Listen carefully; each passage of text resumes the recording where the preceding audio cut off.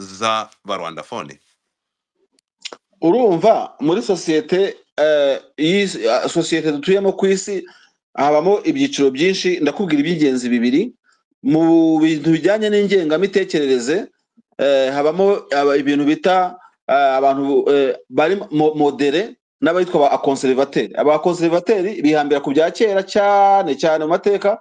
Abamodereti bakajya bafata ibya generasiyo zigezweho bakayibyaza umusaruro. Noneho hari filozofi bita pesimisme na optimism. Dukora ibiganiro kenshi zinyura mu kiganiro nabivuze ibyo ngibyo. Ni ukuvuga iki rero? Nshobora kuba ari pessimistic, sinizere ko Kabila ari umuntu wagira ikintu abyarira aba bantu. Undi akabana optimist yabimize bungura avuga ati erezo makaza aferi zirarangiye. Ariko ndamutsindisha iki gihe nk'umupessimist, ndamutsindisha ko Kabila n'ubundi atari bwo gambere abagiye muri ibi bintu. No kuri polisi katera yarimo barabamangamangisha na se yamangamangishije abandi. I have a fact, nta kintu uri bumbwire.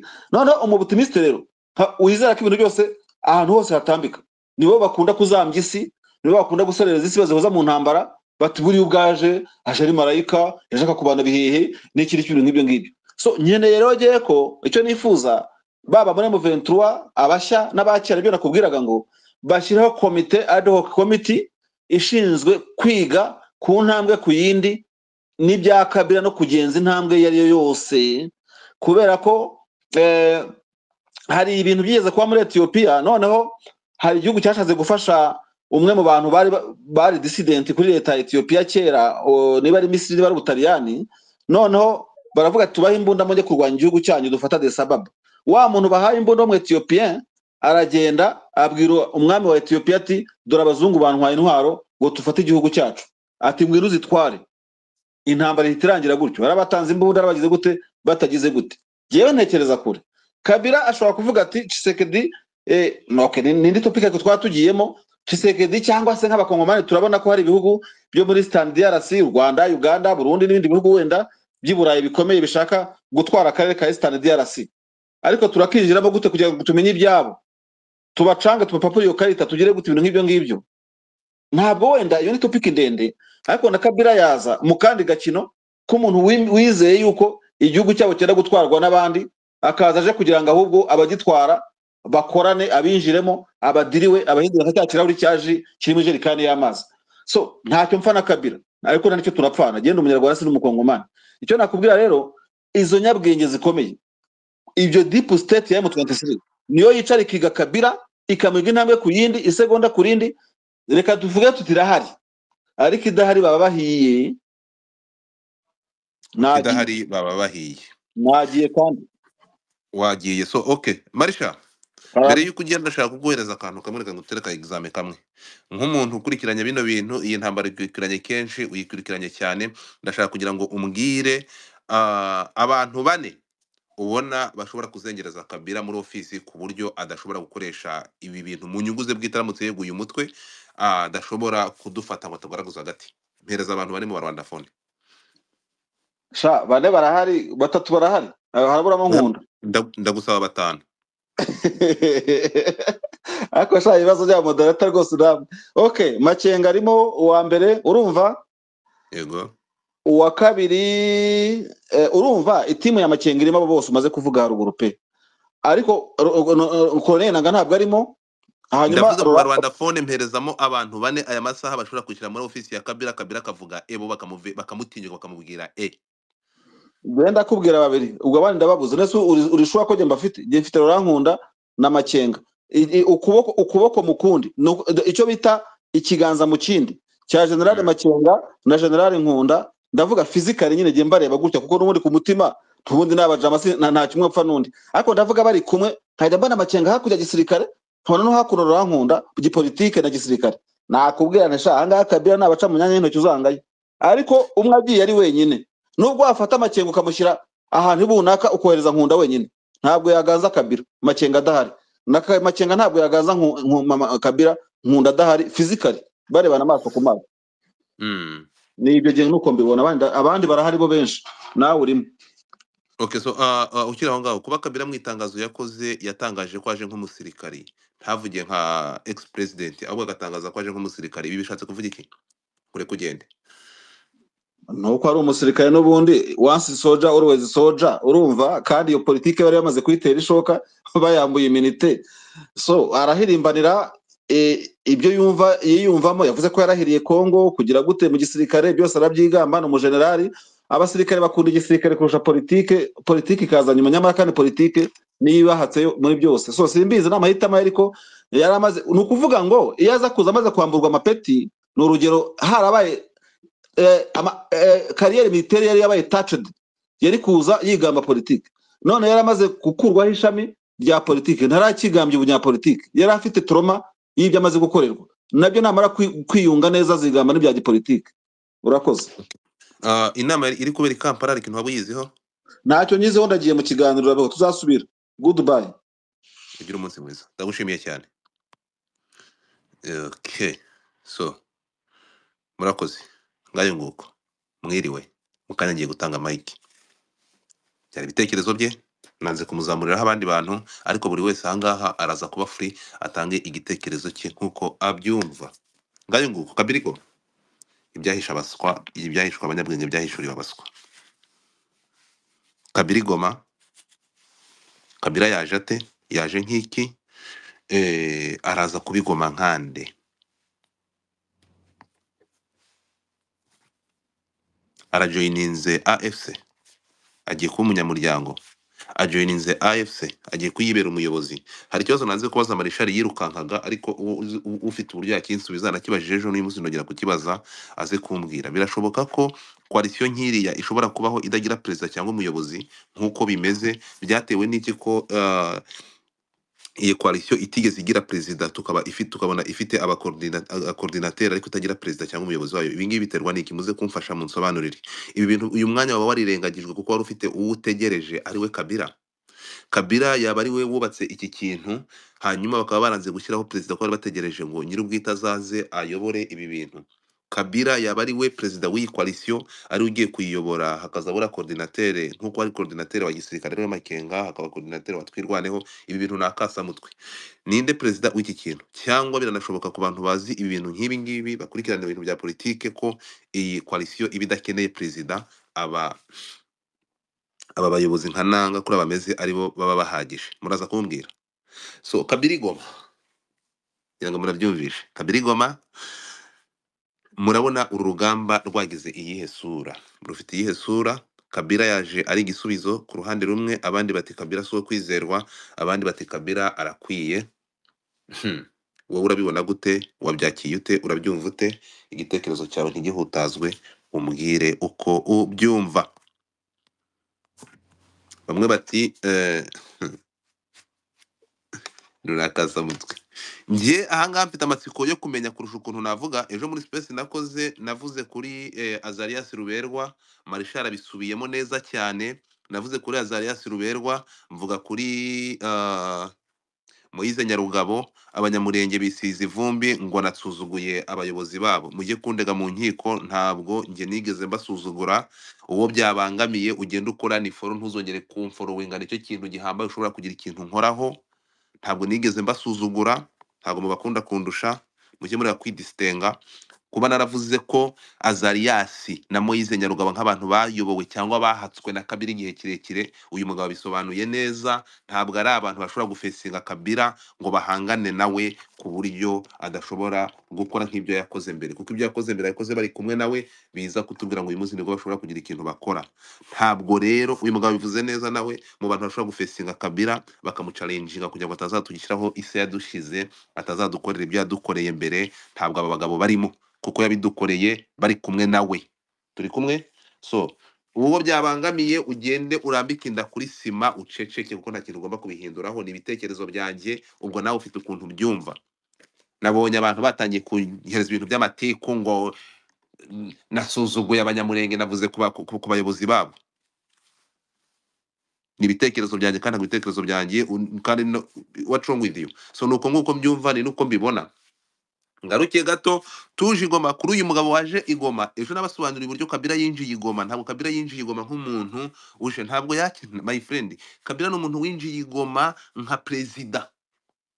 hari ibyo ntashobora kuvugira kuri izi platform, hari ibyo ntashobora kuvugira aha, ariko iyo ukurikiranye ikintu ku kindi kubiri kubera igoma, Kabila ari igoma nk'umuyobozi. Guess what?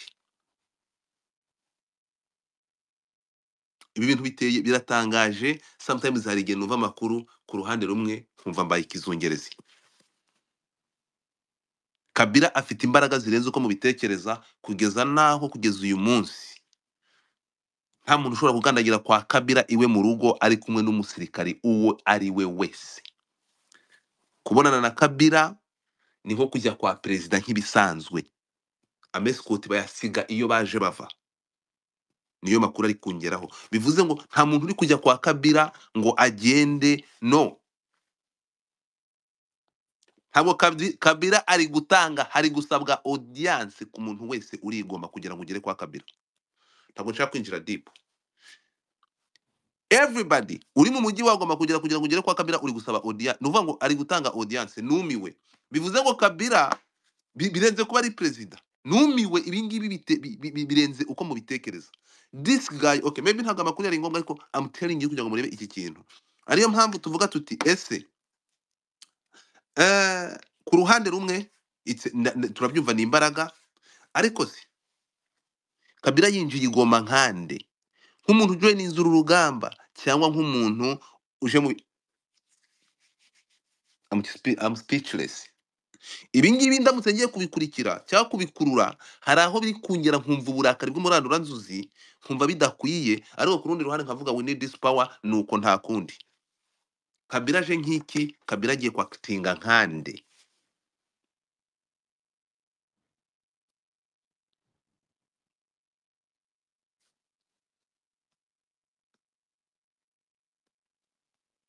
Turagaruka gatoya, ibingibi mbabwira, hari ukuntu mureba Kabila, uyu mugabo nuko naze kumuvangira mu buryo yashaka gutanga igitekerezo cye. Ntabwo Kabila, nujya kureba Kabila,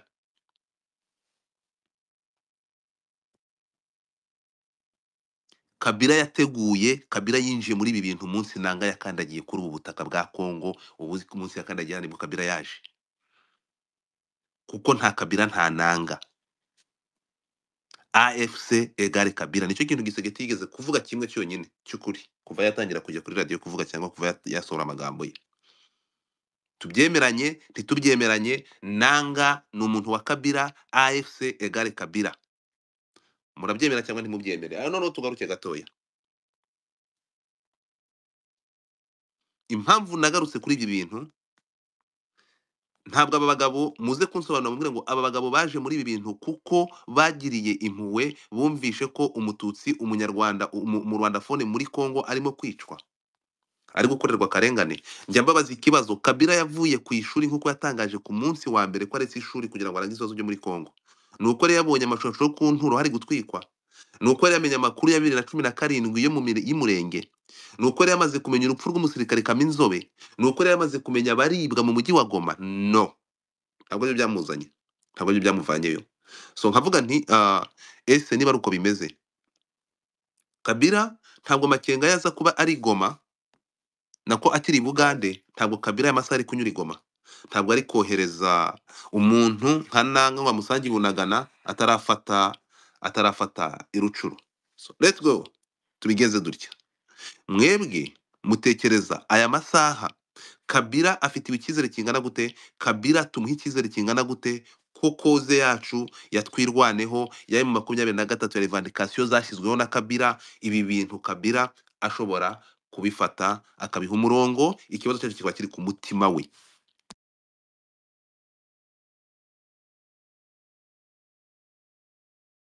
So tukiri aha ngaha rero nkavuga nti uko bibona nuko byitegereza nuko mbibona, ibi bintu biratangaje, biteye n'agahinda kuba kugeza aya masaha Kabila ajoininze hariya. Ariko nkabaza umuntu nka Marishari nti ubona ari nde ushobora gufesinga Kabila noneho uru rugendo tugiye gutangira ntirube nk'urwa mbere bagashobora kumuchallenginga? Nababajije ngo my people, so reka nzanywe ku mazi ndagaruka ngira byinshi babwira, muraza kubyumva. Mu bijabo wiriwe umeze gute? Fata ijambo, hanyuma niba bigukundira unzamurira abantu bashaka kugira ikintu bavuga, ngenda mutinga kugira ngo buri muntu atange igitekerezo uko acyumva, tugire abatwigisha. Ijambo ni ryawe. Waramutse Godfa. waramutse. Wenda jewe ndagira ngo nkubaze ariko nagusubiza ikibazo wari wibajije. Jewe ndagira ngo nkubaze ese buriya Alliance Fleuve Congo cyangwa se AFC ivuze iki? Wenda umuntu narivuze ate se Alliance Fleuve Congo ivuze iki cyangwa AFC ivuze iki? Nimba ari ihuriro ry'amashaka,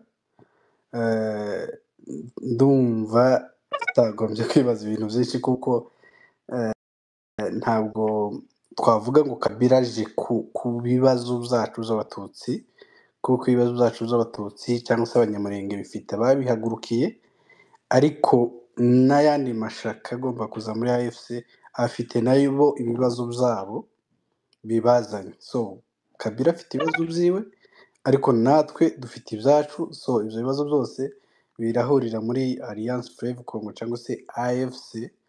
Ubwo ngubwo ndatekereza ko n'ubundi hagomba kubaho ikintu cyo kwirwanaho, buri muntu cyangwa se buri abantu bakarwana ku nyungu zabo muri iyi alliance kugira ngo ibibazo byose bizakemuke. So rero wamfasha gusubiza, ese iyi Alliance Fleuve Congo iribaze ku bibazo by'abatutsi gusa cyangwa se ibibazo by'abanyamurenge cyangwa n'ibibazo by'abanyekongo muri rusange cyangwa se amashaka yose arimo muri rusange? Murakoze cyane. Aha, icyo ni ikibazo cyoroshye kandi gikomeye. Ntabwo Alliance Congo ntabwo iri kuri base ku bibazo by'abarwandafone cyangwa by'abatutsi. Ntabwo ariko bimeze. Ntabwo ariko bimeze. Ariko turebe uburyo yavutsemo n'impamvu yatuma ivuka. Nabaye bakongomani bandi barafite ibibazo muri Congo. Wansobanurira? Nabaye barafite ibibazo muri Congo ku buryo unsobanurira kwambwira ngo bahagurutse kuko abakongomani bari basumbirijwe, noneho bakora uyu mutwe, bakora iri huriro tumaze turebe impamvu. Impamvu iri huriro ryakozwe tumaze turebe ryakozwe kubera ibihe bibazo byari bihari ku buryo iri huriro ryashatse kubaho kugira ngo rirangize ibyo bibazo. Wabimbwira, wabinsobanurira? Ibibazo byari bihari already, kuba wemera ko nanga ari we waje gushinga iri shaka, kuko iyi alliance itari yarabayeho mbere y'uko nangaza. Yego ibibazo byabo bishobora kuba ari ibya politike mu buryo bumwe cyangwa ubundi, ariko ibibazo byabo byari bihari already. Hari hatangiye kubaho amacakubiri cyangwa se kwigizwayo kwa bamwe muri leta ya Kinshasa. So uvuze ko ibibazo bitari bihari, waba ugiye kubyirengagiza. Ibibazo byari bihari, niyo mpamvu nanga yaje, twese tukibaza ese nanga wivuga mu bakongomani. No, aho ngaho ugiye ngo abakongomani muri rusange, ntabwo nanga na Kabila cyangwa abantu muri PPRD, ntabwo abo ngabo aribo bagize abakongomani, my friend. Kuko nuza kwitegereza ukareba iri huriro mbere y'uko riza, nubwo rikorwa nuko Tshisekedi yatangiye guhiga abantu bakoranaga na Kabila. Nanga bamwakizinga kurya amafaranga yo mu matora, arashakishwa, ashyirwaho inzandiko na Amerika, yarashakishwa. Abangaba iri shyaka mu kurikora tugiye kurebera hamwe, ntabwo ryakozwe mu nyungu z'abakongomani. Aho ngaho urabunyibye. Baje kuko bahigwaga, bakora ishyaka iry'inyungu z'abakongomani bitewe n'ibibazo bagiranye n'uwo batumvikanye basigiye ubutegetsi. Ariko nituza kwitegereza ahangaha tukareba iri shyaka rikorwa nk'uko uri kubivuga, reka amasaha yego ni iry'abakongomani cyangwa barashaka kurandura ibibazo by'abakongomani, ariko se ryakozwe kubera ibibazo by'abakongomani cyangwa byakozwe kubera ibibazo byabo bwite barafitanye na Tshisekedi? Oya, ugiye kuvuga ngo ibibazo byabo bwite, ntabwo ari ibibazo byabo bwite. Already twe turi abakongomani, yaba ari M23 n'abakongomani, yaba ari twirwaneho n'abanyekongo, nabo noneho aba ba Kabila na nanga nabo ni abakongomani. So ntabwo twavuga ngo ni ibibazo. Ubwo rero kuko bari bafite ibibazo kiriya gihe, mu gihe babikoraga abari bafite ibibazo muri Congo ni abarwandafone, n'abanyamurenge, n'abatutsi bo muri Nord Kivu, n'abantu muri Turi, bari bafite ibibazo muri Congo yose. Nabo bongereho nabo ubwo rero iyi coalition yakozwe kubera abarwandafone, niko ushatse kumbwira? Oya, yakozwe kubera abanyekongo bose. No, abahe banyekongo? Kuko turaza kuraba abanyekongo bari bafite ibibazo nabaye. Nanga ntabwo ari umurwandafone. Ndabyumva, so bariya Nanga ntabwo yari afite ikibazo nk'umukongomani. Nanga yari afite ibibazo bya politike na mugenzi we bagiranye amakimbirane yabo we n'abakiseketi kuko yabagambaniye. Ntabwo ufata Nanga rero ngo umugire umukongomani. Ntabwo yari afite ibibazo bye ntabwo byari byo gushingisha, yagombaga kubirangiza mu bundi buryo. oya Nuza kubigiza gutyo, niba hari uretse gato, niba hari ibibazo byaje kubera amatora nk'uko yabishinjwaga, ibyo biratuma akora ishyaka, cyangwa yagombaga kubifesa akajya mu nkiko. So ahangaha urashaka kunyereka ko iryo shyaka ryakozwe kubera abakongomani, kandi abo bakongomani tukareba abantu bari bafite ibibazo muri Congo, abari bafite ibibazo ni abarwandafone, ni abantu bavuga ikinyarwanda. Turi kumwe?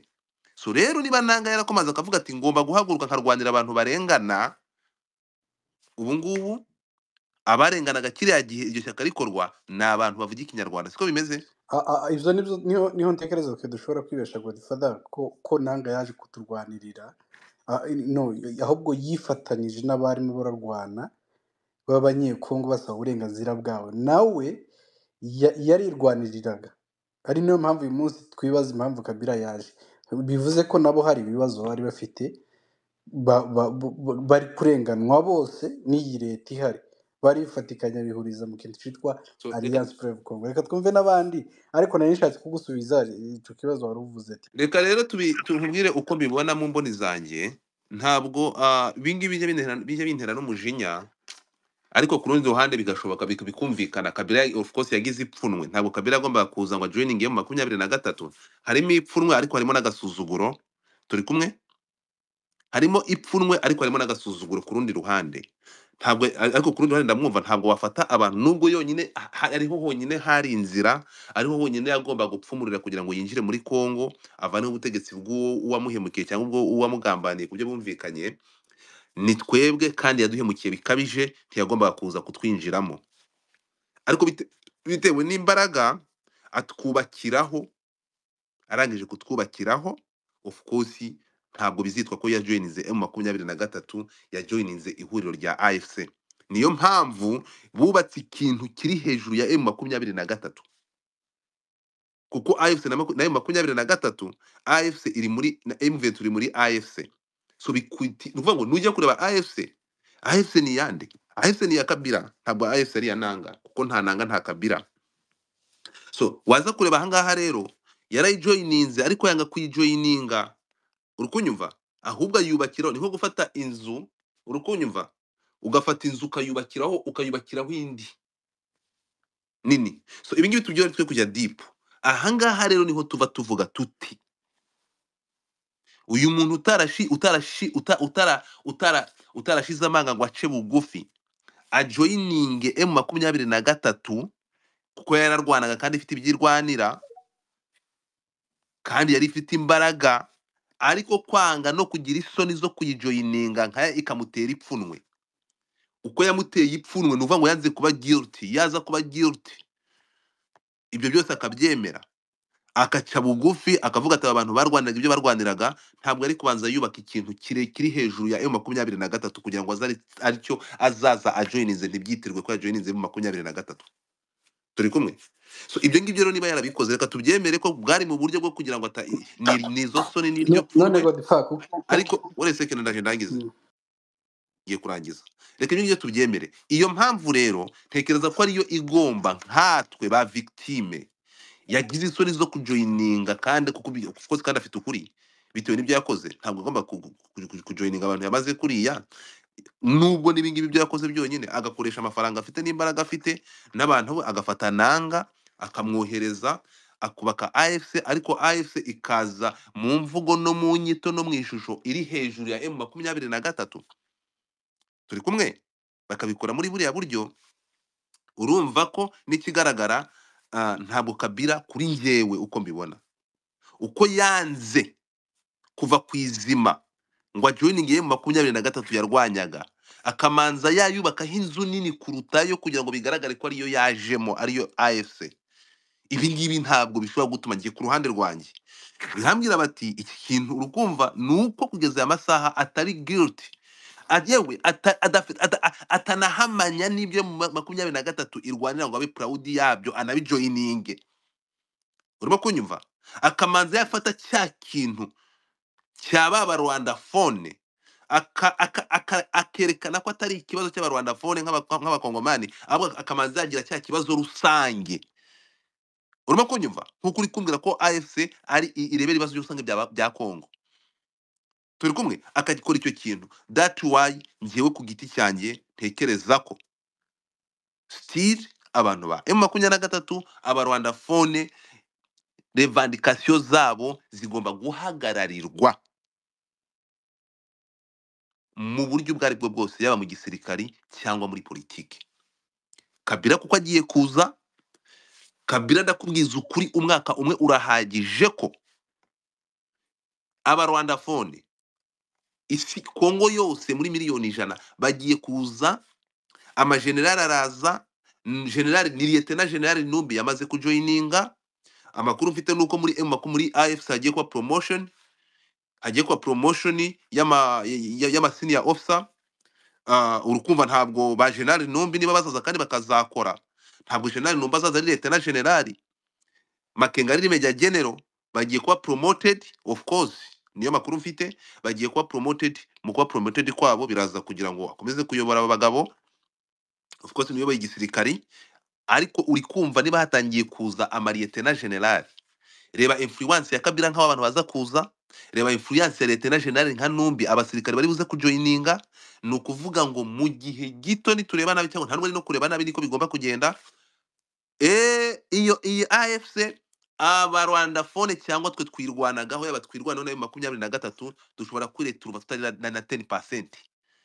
Tugereze twumvikane kino kintu kuri iki gisirikare, kandi kugeza aya masaha dufite igisirikare dufite niwe musingi dufite. Kugeza aya masaha niryo jambo dufite. So my question is, uyu mugabo ko afite imbaraga n'abari kuza bakaba bafite imbaraga, iki gisirikare kikaba gishobora kuba kinini, twebwe tugasigara tumeze nk'igitonyanga mu nyanja. Uyu mugabo aramutse avuze ati no, kugeza aya masaha noneho imirongo irahindutse, hagomba gukorwa iki, tuzahaguruka tumutegeke, tumubwire ati oya kande. Kavuga nti rero niba ari uko bimeze kandi bikaba binashoboka, cyese nimubwira ko bidashoboka, ntekereza ko hakenewe imbaraga. Kugeza aya masaha tugifite ijambo, hakaba hakenewe imbaraga ku bantu bari bane bwa Kabila nk'uko umugabo amaze kubivuga. Tukaba dufite abantu bafite ijambo, kure tutazasigara turi abagenerwa bikorwa muri twebwe nkatwe. Ahangana ndashaka kugira ngo twongere dusubire ku mpamvu y'iki kintu nk'abarwandafone, nk'aba victime. Aya masaha kuba tugifite ijambo, hagaragara abantu bashobora kujoininga bakagenda hara, bakaba bari impande ya Kabila ku buryo batazagira final say. Natwe tukaba dufite abantu bari hariya hejuru bari kumwe nabo. Ibintu byo kujya badufata twe tukaba barashi gusa, tukabasunika twabageza hariya, bakadukorera ibyo bishaka no kutubaga batwica, bakaduha imyanya iri aho ngaho y'amatayito gusa atagira ikintu akora. We need people bagomba gufata imyanzuro. Aha, njyewe no kubwanjye nta nubwo nemera ko, no kubwanjye sinumva ko Makenga yego ntabwo byakunda, ntibyanashoboka kuko ashyize Makenga ingoma niwe wazanye Kabila. Ariko kubwanjye nta nubwo numva ko Kabila yagombaga kuza ngo ayobore. Kabila yagombaga kuza, ntabwo yagombaga kuza ngo ayobore. Kabila yagombaga kuza tukaba dufite umuntu wacu, kubera ko ariko twe tuguma inyuma, kubera ko ariko tuba batwayisi gusa. Muragira ngo twongere tugende nko bagize Badazarias Ruberwa baduhereze amatayito ya ba vice president, ariko adashobora no gutegeka umuntu ngo umuhanda uhinduke. So rero kavuga nti ibi by'igisirikari, iki gisirikari nta kintu kimaze. Tugaruke mu biri bintu bya gisirikari. General Makenga no umusirikari, dufite lieutenant general aranga hari Kinshasa. Now they are useless, they can do anything. Bari hariya na mescot abiri. So ibi ngibi byo kujya duherekeza abantu bagera hariya nk'uko imugara amaze kubivuga, tukabaherekeza bagera hariya, twebwe tukaba twamaze kuba twiki tuba imashini z'intambara. Ntabwo dufite aba electre gusa, dufite abantu baba intellectuel, dufite abantu bize. Kubera iki aya masaha hadafatwa umuntu wacu akicana hariya na Kabila akavuga no, uru rugendo rwagenda, yaba intambara y'amasasu, yaba intambara y'ibiganiro, twebwe ibyo turwanira ni ibi biri priorite, tugomba kubikora uko. Ariko ndakubwiza ukuri, mu mwaka umwe cyangwa imyaka 2 intambara nikomeza, turebye nabi twaba turabagenerwa bikorwa, kandi fondation y'uru rugamba no guhaguruka kuri ibi bintu byatwaye ubuzima bw'abana bacu. Turi kumwe? Sinumva ko aya masaha Kabila ashobora kuza agategeka uburyo Sematama yitwara, Sematama agasaba uburenganzira kwa Kabila. Makanika yaraguye muri ibi bintu. ntabwo numva ko kugeza amasaha ejo bizagira ikintu kikaremera ubuyobozi bw'ingabo bakabwambura amakenga bakabuhereza akatanyama yindi.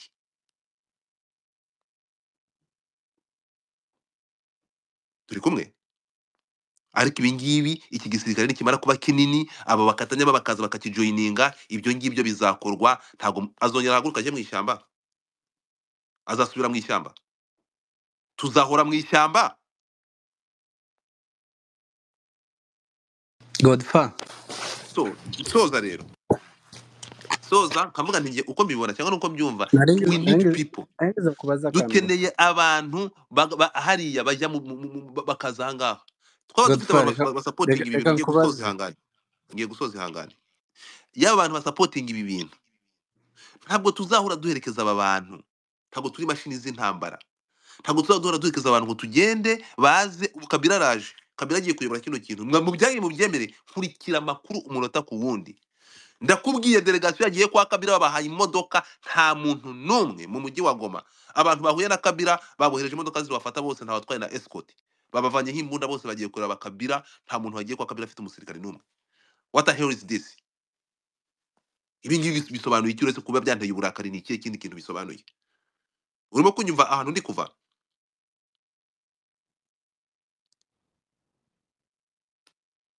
Sinzi turi kubyumvikana. So ibi ngibi kugeza amasaha, we Kagigi, can you mute your mic? Can you mute your mic? Can you mute your mic? So icyo mvuga ni iki, we need people. Ntabwo ubu turi kuvugana dufite ba makenga ku rugamba, dukeneye abantu bagomba kuba impande ya Kabila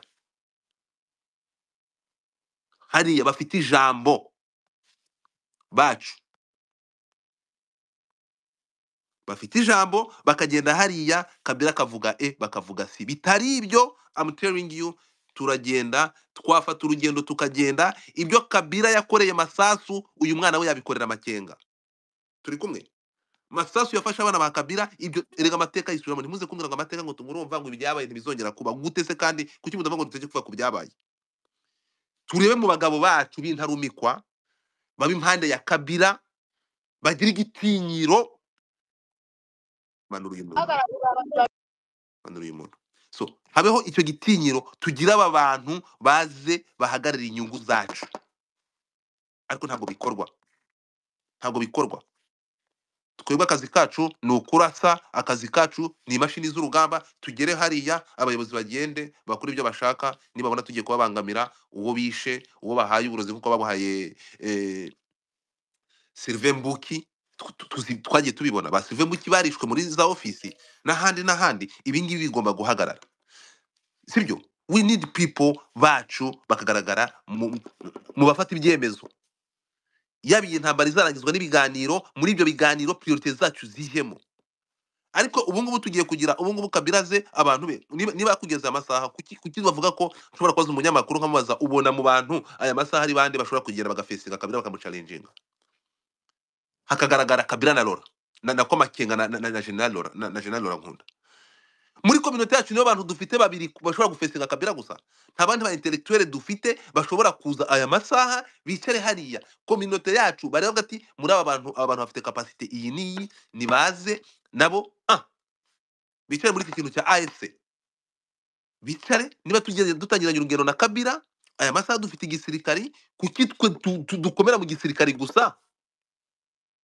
Kuki tugomba gukomera mu gisirikare gusa, ariko byajya mu bafata ibyemezo tugafatwa ibyemezo n'abantu badafite imvamutima y'ibibazo byacu? Kubera iki? Ibi ngibi ndabivuga by experience, ntashobora kubita kuri izi platform, ariko I will speak this nubwo bitari ngombwa, ariko ndabivuga kugira ngo iyi message igere ahantu igomba kugera. Niba ejo bundi byarabaye abantu bakajya i Kampala mu biganiro, message mwamaze kwiyumva ndi kubwira ibyabaye murabizi.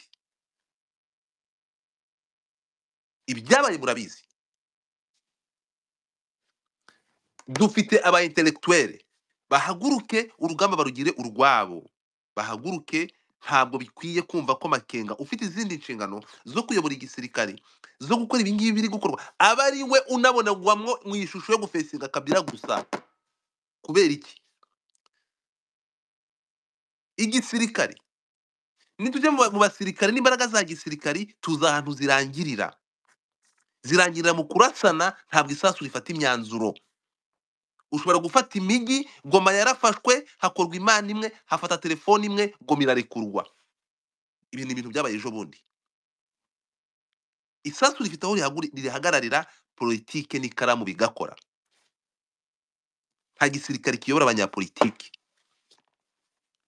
Kuki twebwe mutubonera mu butangaza bwo kurasa gusa mu gufata ibyemezo hakajyamo abanyamahanga bajya gufata ibyo byemezo badahaye agaciro ibibazo byacu byatumye abana baraswa bagashira. We need people. N'izina ry'Imana dukeneye abantu bicaramo hariya bakicarana na Kabila. Ubutaha narabibabwiye ejo bundi kabibasubiriremo. 96 mwafashe Kabila, ibyo yakoze murabizi.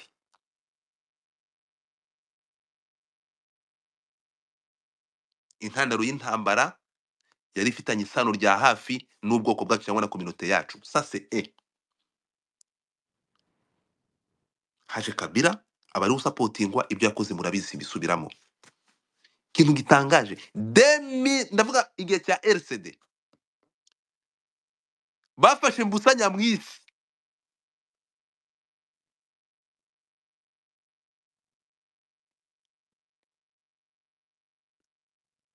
hafatwa Bawamba Diawamba.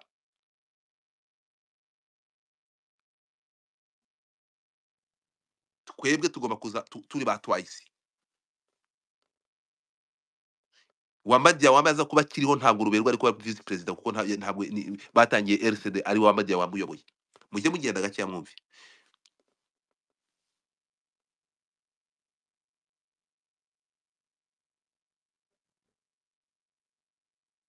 Twebwe nuko tugomba kubonwa mu ishusho ya gisirikare gusa.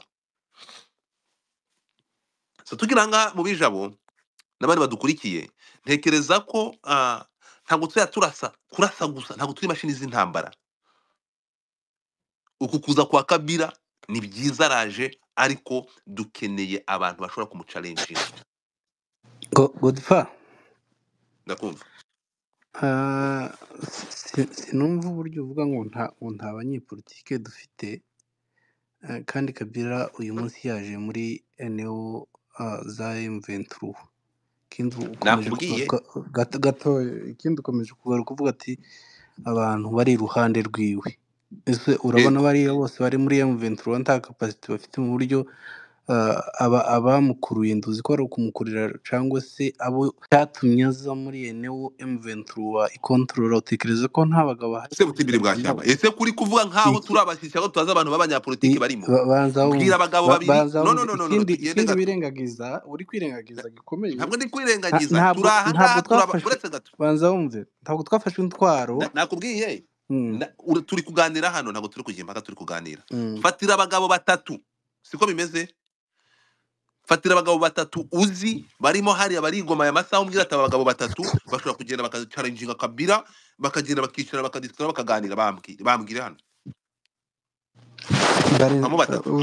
Uvuye kuganira wavuze ko aguha babiri ariko barenza abo ngabo. Ndakubwiye uri hano nawe ufite urabazi, uretse gato. Urabazi uri muri coalition, uri umurwanashyaka ukomeye, sibyo? Urara majoro. Mbwira abantu bane bari muri M23 bari Goma, turi kumwe bari mu M23, umbwira ati aba bantu siko bimeze. Aya masaha bari cyane na ntuza mu facing, umbwira ati watch habari zako, ibi ngibi ntitubyemera, ibyacu ni ibi ngibi, endelea kwa iyi wishaka gukora ibyo tudashaka. Ibi ngibi mbwira abantu batatu. Ngendeye kubo yaje asanga, hereye kuri Afande Makenga, hereye kuri Bisimwa, Nanga, Freddy Kanyiki, abo ngabo barahagije kandi nibo baje asanga hari. Reka tugende gatoya rero, uretse gato tugende gake. Turi kumwe unyumve neza cyane, reka ibi ngibi byo. Nanga ntabwo Nanga ni umukozi wa Kabila. Ibyo ngibyo shyira uruhande byibagirwe. Turi kunyumwe? Uri kunyumva? Ndakumva cyane. Nanga ni umukozi wa Kabila. nanga nuwa AFC yazanywe na Kabila, AFC ni ya Kabila. Icyo ni kimwe, uwo mushyira uruhande umwibagirwa. Tugende gakeya cyane. Mm. Uwa kabiri umpaye, Makenga ni umusirikari. Urukunyumva? Ntabwo Makenga ari umunyapolitiki. Makenga ni umusirikari uri muri operation z'urugamba bya gisirikare. Urukunyumva? Utazabyuka mu gitondo ngo agende hariya, no, ni umusirikari. Ntabwo azafatanya imirimo ibiri. Keretse niyambara uniform, akambara ikoti, akajya muri lobbying za politiki n'ibyo biga byose akabijyamo. No, icyo Makenga akora nk'umuyobozi azohereza abantu bajya muri ibyo bintu. Mbwira abantu Makenga azohereza kuko ntabwo azafatanya imirimo ibiri. Icyo ni kimwe. Ubundi reka nkubwire, hari ibintu ugomba gutandukanya ibintu. Hari ukuba umunyapolitike ukaba n'umusirikari. Muri urugendo rw'izi ntambara zacu byakozwe n'umuntu umwe, General Laura niwe wari chairman, ari umunyapolitike ari n'umusirikari. Ugerageze kunyumva cyane, sizira kubyumva. Ndakumva. Ibi ngibi ntabwo Makenga ariko ameze. Makenga ni kiongozi n'umusirikari. Turi kumwe? Niyo mpamvu tujye imbere ya kamera uhabona Bertrand, sizira kubyumva. Uwo ngo mushyira uruhande. Ntabwo ngiye kuzana ivangura, ntabwo ngiye kuzana extremist. Uwo ngo umushyize uruhande, urumva ko bashyize uruhande abantu umaze kumushyira uruhande nawe. Nanga mukuremo, Makenga mukuremo. Ku bantu tuvuga bagomba kuba bari kumwe na Kabila hose, hakurirwa indege bajya mu biganiro. Urumva ko nyumva? Ntabwo Makenga azatinga ngo yurire indege ajye mu biganiro. Reka ibyo bintu. Siko bimeze. Ntabwo hazaba inama z'abakuru b'ibihugu n'ibiki ngo ajyeyo, no. Nkuko twagiye tubona bajya za LCD bajya muri za Sun City, ntabwo Makenga azasiga ingabo ngo ajye Sun City. None nkubaze Uretse nagize gato, abo ngabo urumva ko uretse gato abo ngabo bavanyemo, abo ngabo bashyira uruhande. Turi kumwe? Abo ngabo bashyize uruhande. Kanyiki ntabwo muzi. Kanyiki ntabwo mumenyereye, ntabwo muzi cyane, ntabwo tuziranye, ariko kubureka mwakire gutyo. Rero dukeneye Kanyiki. Ufite ikibazo cyo utazi abantu hari cyo, no, umpaye abantu uracarenjinze. Manzu ntega amatwi nyumve. Kanyiki ntabwo muzi. Ni kugira ngo ntabwo muzi, suko ntamuzi. Navugana nawe ariko ntabwo muzi, urakoze kumubwira. Niba wowe kuri wo mubirive ukavuga ati uyu muntu yakora, urimo kunyumva? Ari determiné. Turi kumwe? Uyu mugabo tumubone Igoma. Turi kumwe? Tumubone Igoma. Niba ubimubirivingamo nundi nkawe ufite iyo capacity, mwene wacu uhagarara inyungu zabicwa z'abantu bacu, nta zindi nyungu, tukavuga ati uyu muntu bitewe nuko twamubonye wabaye determiné akemera gutanga ubuzima bwe. Na Bertrand Bisimwa ndamwemera, na Bertrand ndamwemera kuko yafashe ubuzima bwe. Iyo mvuze mwene wacu ntabwo ari mwene wacu duhuje izuru cyangwa duhuje ibindi. Na Bertrand ndemera kuko ni umuntu wafashe ubuzima bwe abujyana hejuru munsi ya drone. Turi kumwe? Tubabone ari hariya, ariko tuvuga ati uyu muntu ashobora gufesinga uyu mugabo. Turi kumwe? So niba ari uko bimeze, tubone uwo Kanyiki ari hariya nkuko muvuze. Tutanze ingero z'abo bantu babiri, tumubona ari hariya kandi afite imbaraga. Niho bari. Untega amatwi nyumve cyane. Afite imbaraga muri politiki, muri iki kintu afite ubudahangarwa. Apana kubona afite ubudahangarwa ku buryo n'aba bantu ba Kabila bazajya baza bagapfukama bakavuga yesa. Turi kumwe? We need this. Ariko turavuga ati okay, numbwira ko ubu ngubu aya masaha uwo Kanyiki afite background ishobora gutuma nani Lieutenant General Numbi ashobora kuza akavuga ati yes, aravuze. Tukaba tubona umuntu nka Moise Katumbi uzajoininga cyangwa wajoininze aza akavuga ati aravuze. Urimo kunyumva? Uwo muntu mureke community tumushyiremo icyizere, nkuko dushize icyizere muri Makenga, nkuko turabase Matamahara mu bya gisirikari no muri politiki, tuvuga ati dufite uyu muntu hano uko biri kose, koze yacu niyo yajya munsi y'inyanja, aho azagenda aho izajya hose, uyu muntu ntabwo azigera ayigambanira, uyu muntu ntabwo azigera arangara. Bitari ibyo iki kintu kizasunikwa, koze abana bapfiriye bashiriye, ntabwo mu bintu Castro yazize, ibintu nani Makanika yazize, ntabwo kwari kujya guhindura ubutegetsi Kinshasa. Cyo tubyumvikana. Niba urugamba rugiye guhinduka, rwamaze guhindura usura rwo guhindura ubutegetsi no kubigira ibibazo rusange, ntabwo ari byo ntuza yazize. Ntabwo ahantu ntuza uyu Makanika yari diplowinze naho yakoraga muri leta, ntabwo hari intambara. Mu byo yazize ntabwo ari ibibazo by'abakongomani muri rusange, yazize ikibazo cya discrimination y'abantu babo bamaze imyaka 30 bapfa. Turi kumwe? Iyi koze rero niba tuvuga ngo birashoboka ko anytime ishobora kumirwa, dukeneye abantu ba protecting iyi cause kugira ngo itazamirwa. We need these people bari smart, these people bashobora gufacinga izi big fish ziri kuza. Turi kumwe? Njye niyo mpamvu ndi kugira ngo mu bintu byandakaje ni ukubona ku bantu bose bagiye kureba Kabila babavanyeho nta muntu. Kabila yinjiye muri iyo neo, abayoboye iyo eneo kugira ngo bamugere mu maso bagomba kwamburwa intwaro. What's wrong with you? Ibi ni iki mu by'ukuri ngiye bari bagiye wabisobanura? kumurasa kugira ngo batware intwaro. Ndakubaza ngo ibyo wabisobanurira gute ko kugeza aya masaha Kabila ashobora kwinjira i Goma abantu asanzeyo kugira ngo bagere aho ari bakamaza kwamburwa intwaro? Nta musirikare ugomba kugera kwa Kabila. Ibi ngibi rero nibyo ndi kukubwira ko aha niho nkubwira ngo ni perezida afite amategeko ugomba kuja ni perezida Kinshasa, ntabwo ari perezida mu murongo wa M23. No, ni perezida, yabaye perezida muri Congo, ntabwo ari yaramaze ibyo. Kandi ikintu uri kwirengagiza, ntabwo twafashe intwaro kuba yarabaye. Nyumva ntega amatwi wumve, ntabwo twafashe intwaro kugira ngo dushake imyanya. Tega amatwi wumve. Turi kumwe? Kabila ntabwo kuza i Goma, nibyo ndi kukubwira, ndishaka kugira ngo wumve. Yego afite iyo profile, turi kumwe, afite iyo profile. Ntabwo byari bikwiye ko Kabila agomba gukandagira mu mujyi wa Goma, urimo kunyumva, kugira ngo abantu bose bahite babakuraho intwaro. Ntabwo byumvikana. Abantu bagiye kureba Kabila. So ibyo ngibyo sinzi kumva icyo kintu ndashaka kugira ngo ucyumve, ntabwo ushaka kucyumva nonaha. Ariko ku rundi ruhande ndaza kukubwira, ushaka kureba impamvu yabyo. Kabila is a big fish. Nibyo Kabila mu minsi mike, he's gonna be a boss. Nababwiye ko uze kunsobanurira niba AFC nka coalition idakeneye perezida. Kuki nta perezida wa AFC wigeze ubaho? Ko habayeho coordinateur, dufite aba coordinateur babiri, ntabwo biba byemewe. Ntabwo ntacyo bitwaye, ntabwo perezida yarakenewe. Ejo harabambwiye bati no, iriya coalition ikeneye ntuza arahagije, coordinateur arahagije. Abandi batirekada, hari impamvu batigeze bashyiraho perezida, umuyobozi w'iyo coalition pano coordinateur. Bamwe bakavuga ati ko n'ahandi mu bindi bihugu ntabwo bagira coordinateur ngo bagire na perezida. Abandi batirekada ati perezida arakenewe kuko coalition nk'iri igomba kugira umuyobozi ukagira perezida.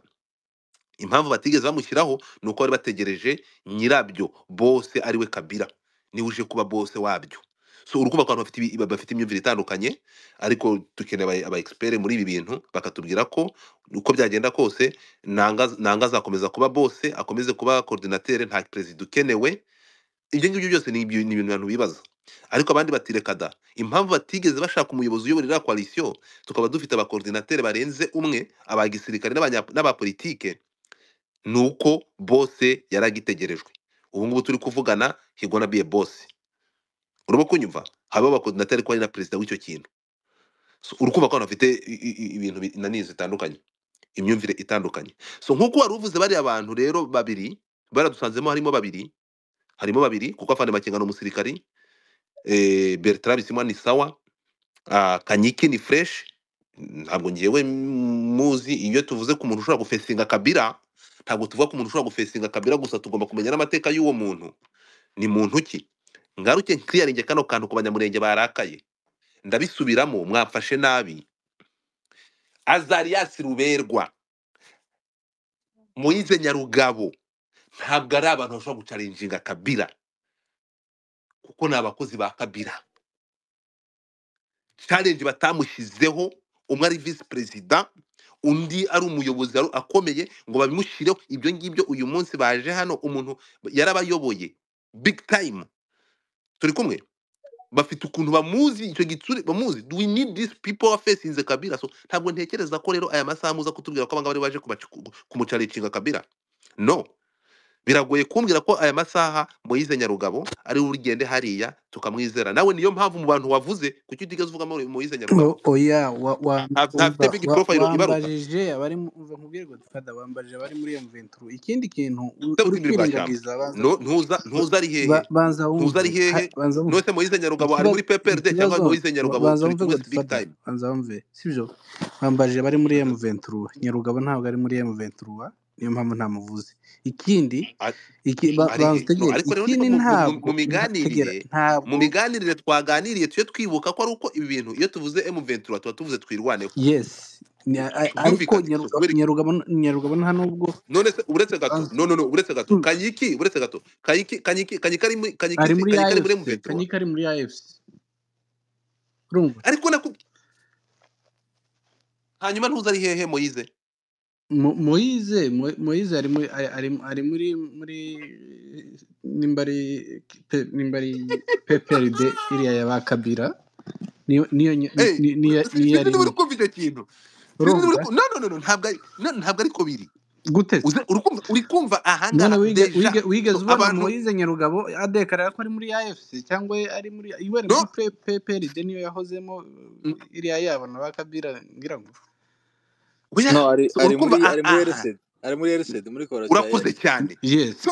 niyo mpamvu ntamubaze mu ba M23 kandi ikintu uri kwirengagiza ntabwo M23 yaba ari M23 yaba ari twirwaneho ntabwo bahagurutse gushaka imyanya mfite ni imyanya kandi imyanya aho ngaho uri kwibera ntabwo ari kuvuga imyanya nico uri gukomplaininga kandi ikibazo cyacu twebwe nk'abanyekongo hari ikintu utari oh my god kweli ni ukuri kubyumva ko ndi gukomplaininga imyanya uri kuvuga dukeneye umva uri kuvuga ati dukeneye abantu bahangara Kabila urumva abo ngabo rero barahari bagomba nimba ari n'igihugu borana ahubwo icyo twagombye kwibaza icyatumye twirwana ihaguruka M23 ihaguruka koze y'abatutsi muri rusange impunzi gutaha sibyo kudahohoterwa no kutabona imyanya imwe n'imwe muri leta kimwe n'abandi zirabwa nico turimo tuvuga ariko ntabwo bahagurutse kugira ngo umunyamurenge cyangwa se umututsi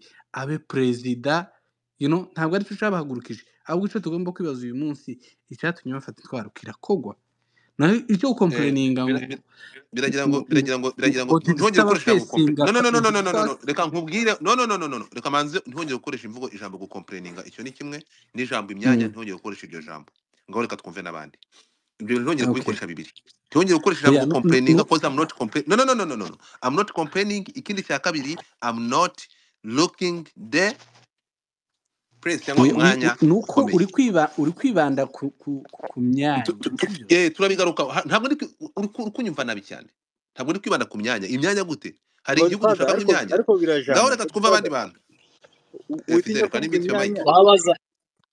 ushobora gufunga mike zanyu mukamanika ibiganza murakoze ndabashimiye ko mubyubahirije reka twakire umuntu bita Kazungu niwe waje mbere n'abandi mwese mwaje mumanika ibiganza ku muntu ushaka kugira ikintu yongeraho hanyuma iki kiganiro kize kubamo ikinyabupfura ndaza kumanura ijwi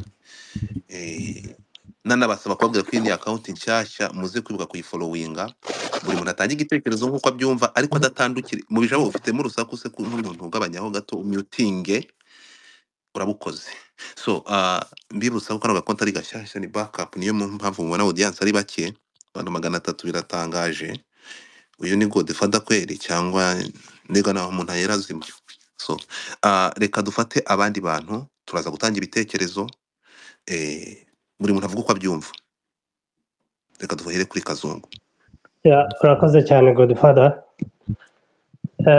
nari nzamutse numvise ibiganiro murimo ni ikiganiro cyiza kandi narize ukoze iyi nibyo kuri side yanjye ngewe nagiye ndefanda mvugana mbere yaho nibi byose bigenda biba twe turi abaturage ariko se ubundi kuri akagara ko turi kuvuga ku bya AFC uje oya turi kuganira wowe funga mikoro tuba tuganira oya wayobye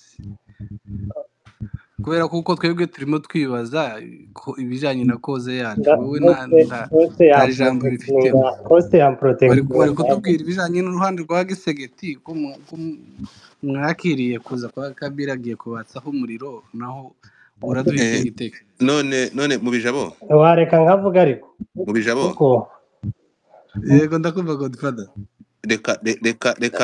reka space open sibyo noneho natandukira turagira gute turamucecekesha ariko tureke space ibe open reka space ibe open twumve ibitekerezo bya buri wese akagaranti kararenga kubyo niba no ndakagaranti birarenga kubyo Kabila yaba yarakoze uyu munsi wakiriwe naje nimba mfite ibyo nakoze uzi watanga hano bibi umuturage naba narahohoteye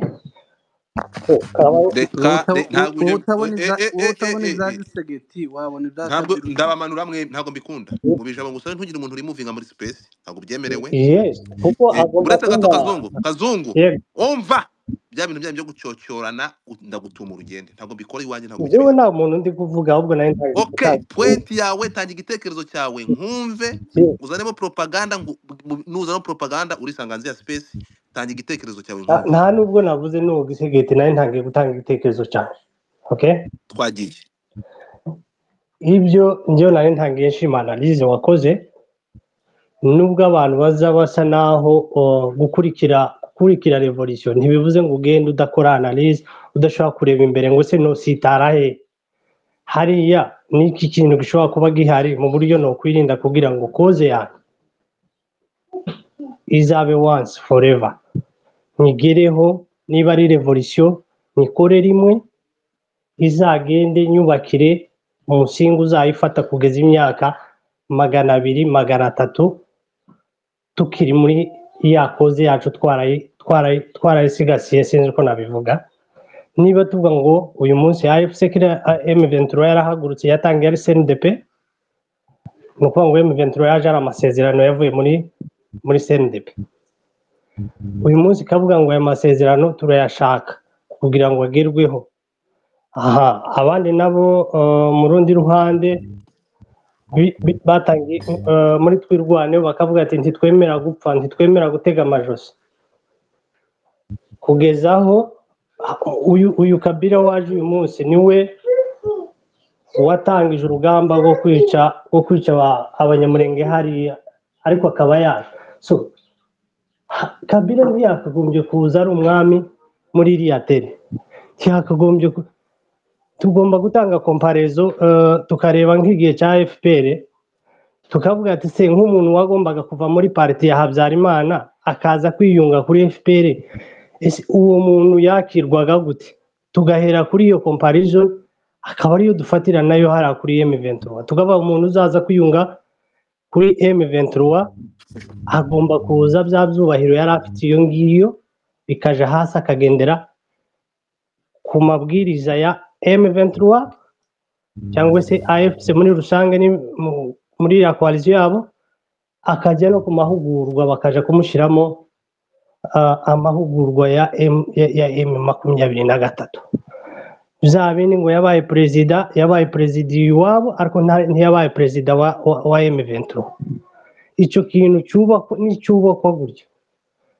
koze zose M23 mirarwanira AFC twirwaneho zizagerwaho ariko mu gihe hazoza haza umuntu ngo afite izina bigatuma ngo Makenga naje kureba Kabila ngo bamukureho imbunda cyangwa undi muntu wese uri hariya muri wavunikiye iriya Goma kugira ngo ibiri kuriya bagatakaza amaraso yabo ngo naje kureba umuntu wari wigaramiye iyo ngiyo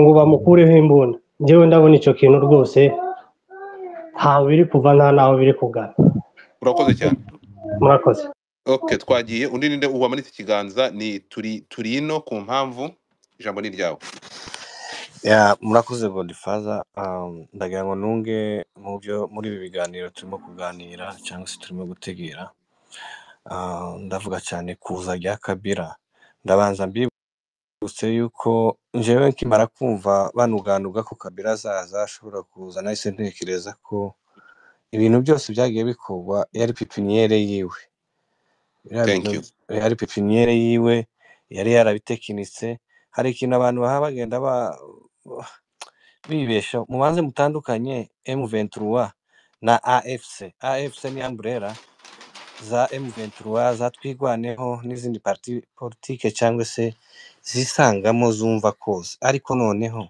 kubera ko Kabila aje ariwe umbrella hari ikintu wa mentioninze abantu bari kwirengagiza kumva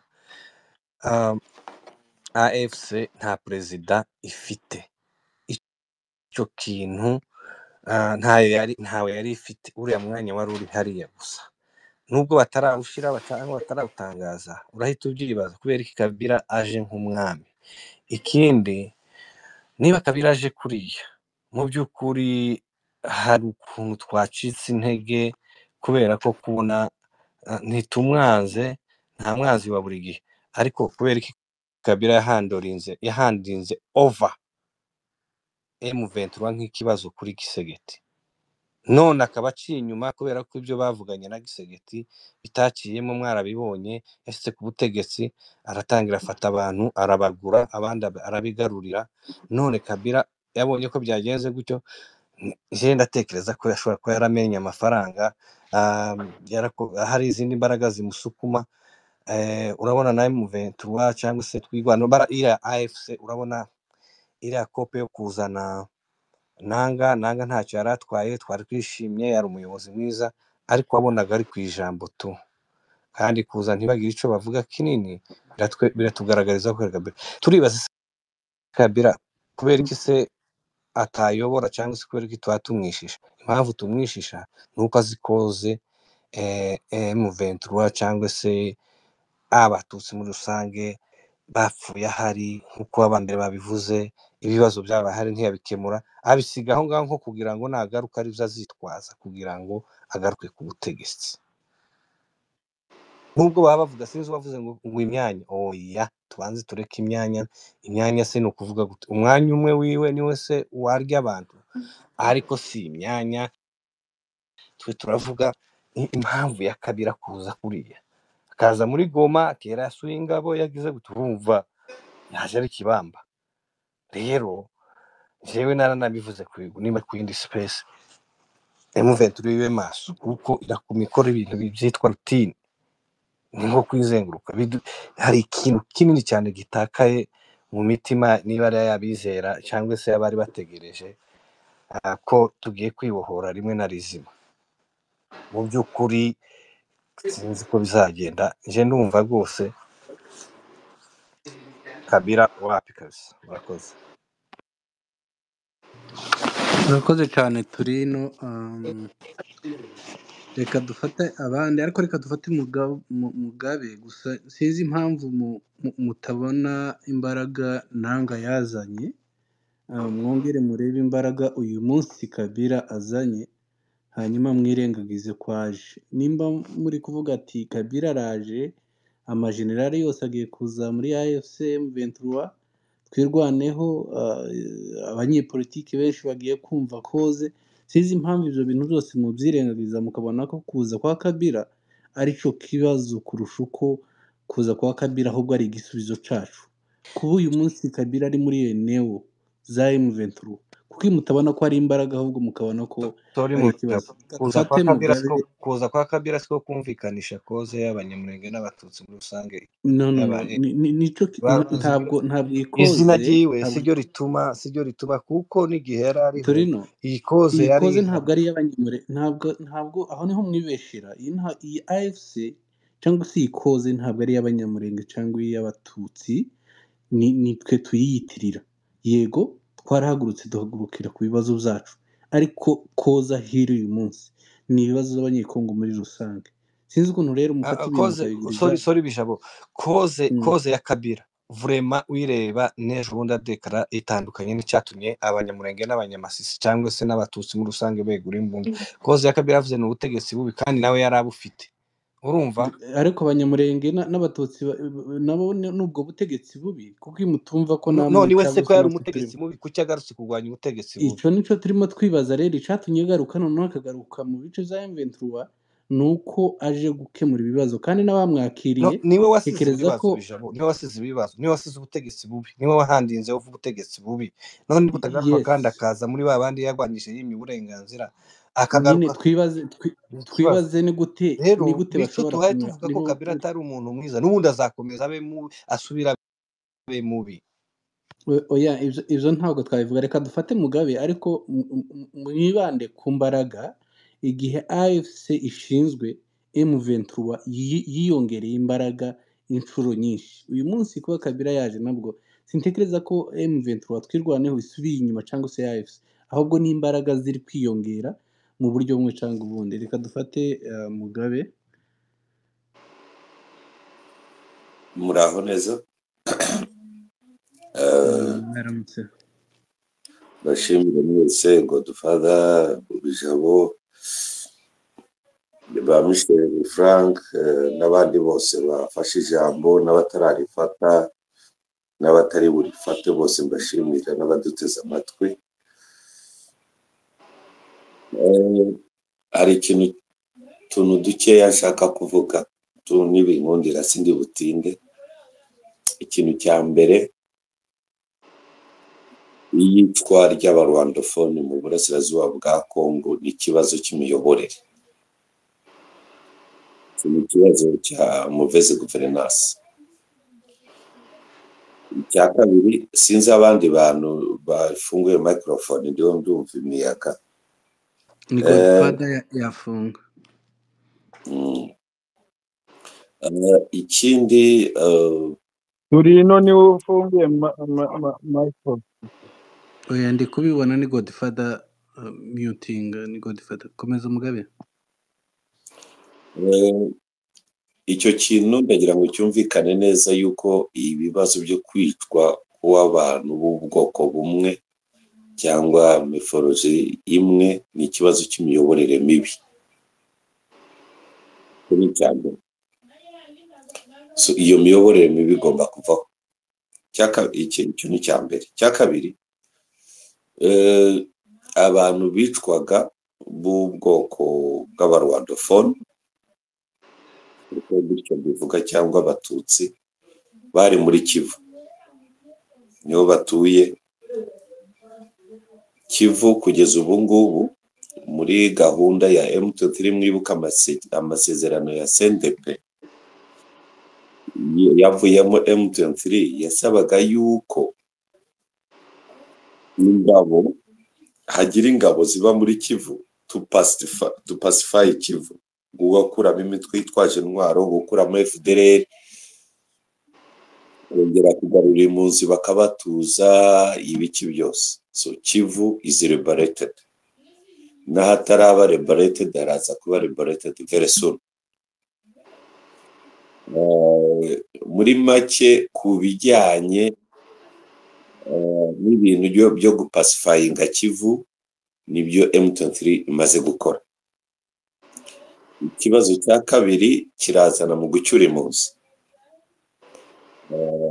Mu gucyura impunzi ndifashisha nabwo ijambo rya Bertrand Bisimwa ejobundi muri press conference, yavuze yuko mu kugira ngo impunzi zihunge hari abasigaye mu byabo, baranga guteza crisis, ahubwo barafite gahunda yo gutuza abantu mu midugudu no kugira ngo ubutaka busigara ari ubw'ubuhinzi n'ubworozi.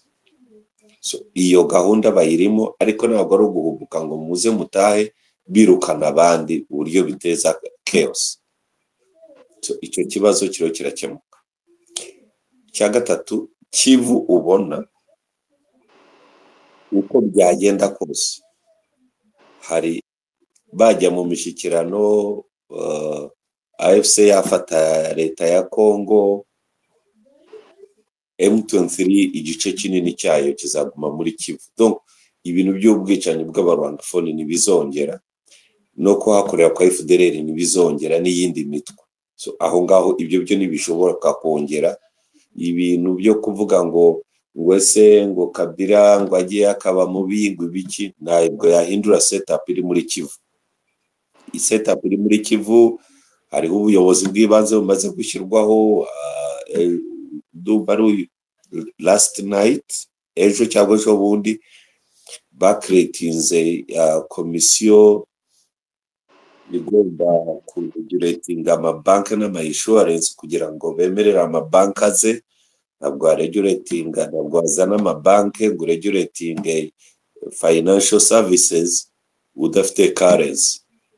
Kandi iyo currency ntabwo wakoresha currency y'Kinshasa udafiteho control. Muzi ko amabanki y'Kinshasa yabuje gukorera ahantu M23 ko igira. No kuvuga ko biraza gusaba yuko iyo komisiyo bashyizeho n'abayobozi bayo yemerera amabanki yandi akaza gukorera muri Kivu. Icyo ni ukuvuga ko bagomba gushyiraho currency yabo, ifaranga ryabo. Mu by'ukuri ntabwo tukumva neza chef. turamwumva ariko arumvira ni wowe utumvikana amanuka utanyumva amanuke yongera azamuke. komeza. So Kivu ntabwo izongera kuguma uko yari imeze, aho abamayimayi Red Tabara FDLR babyuka bakica abantu. Ntabwo ibyo byashoboka. Ibyo byararangiye. Like iyo ni page yindi nayo yarangiye. Page ya gatatu rero niyo gukuraho ubutegetsi Kinshasa. Aho ngaho niho buri mukongomani wese, Kabila n'umukongomani, baruberwa n'abakongomani, abantu bose n'abakongomani bagomba kugenda bagakemura ikibazo Kinshasa. Mu gukemura kuba Kabila numva ibyarakaje Godfather n'ibiki, ibintu bimwe tubikoreho amarangamutima. Nta muntu washyiraho protocol yuko Kabila yakira umusirikare ari uko bamwatse imbunda, wundi wabikora wabyinfosinga atari M23. So ni gahunda ya M23. Ibyo mwe kugira ngo Kabila azanye yenda igisirikare cye cyashyizeho amabwiriza, ahubwo yimira abantu bamwe ba M23 kabaka imbunda kugira ngo bamubone bakamusaba appointment. No, that is yo ni gahunda ya M23 AFC, mbese kugira ngo byumve neza. Kimwe niyo ugiye kwegera coordinator nanga, niyo ugiye ahantu hari Fande Makenga, ni yewe niyo n'abasirikare, usibye kwicisha bugufi kwa General Sematama, ubundi nawe nta umuntu umugera iruhande afite imbunda atari abescort. Iyo ni formal protocol ibaho kandi igomba kuba enforced by M23. So muri gahunda yo guhindura ubutegetsi bw'Kinshasa, niba mwarakurikiye speech ya Kabila, mwumvise ibinanenga ubutegetsi, mwumva n'ingingo 12 yumva zakorwa muri Kongo. Iyo coalition rero igomba gukuraho ubutegetsi, yakuraho ubutegetsi M23 ikaba a national army igasimbura FARDC.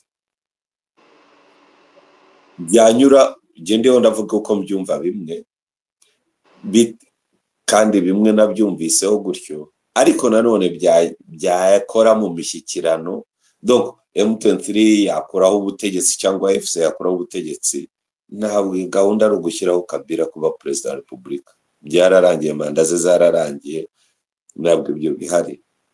Ariko M23 recognizes, yemera ko Kabila is an important man, kuko niba hari abaperezida bo hirya no hino bo AFC yakenera kuvugana nabo, aho kugira ngo bajye kunyura muri za state department cyangwa se kunyura mu bandi baki, Kabila afite contact, is a former head of the state, yana picking a phone agahamagara perezida we wese akamwita. So na gishya cyabaye Kabila kuba ari Goma, ari iwabo muri Kongo, afite urugo Masisi, afite n'amazu Goma. Kuba M23 yashyizeho iyo mechanism to protect him no kumugumisha icyubahiro cye, ariko muri gahunda yo gukuraho ubutegetsi Kinshasa ahubwo nibwo igiye gutangira.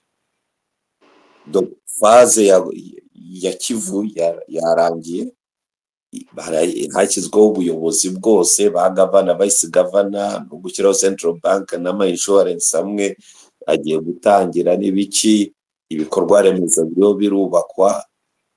Iyo phase y'abayobozi bahari bariho barabikora, barubaka ibikorwa remezo, barishuaringa umutekano muri Kivu, barakora amasuku, bariho barapacifyinga Kivu, bariho barubaka Kivu.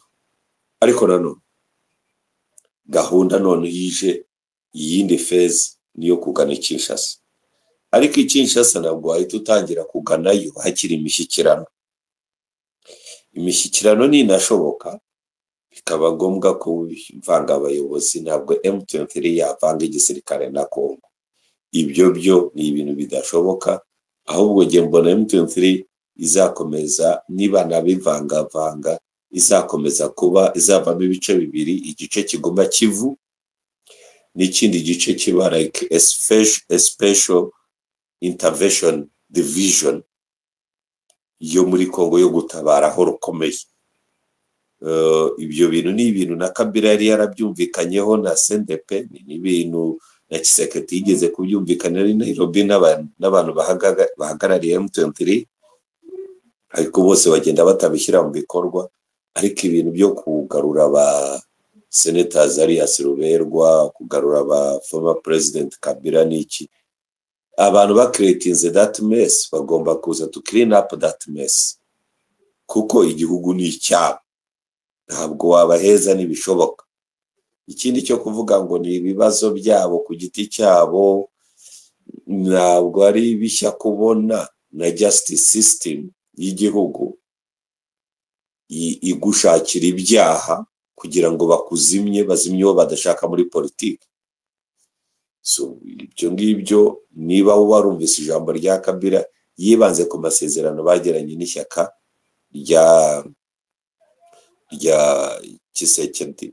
Actually nkunda ukuntu Tshisekedi abanyamurenge bamwita, niba ari umunyamurenge hanaze kongera gusubiramo ukuntu bamwita biraryohera cyane, ari ukuntu barivuga mu buryo buryohera cyane nubwo atari cyo navugaga. So gahunda yo kumukuraho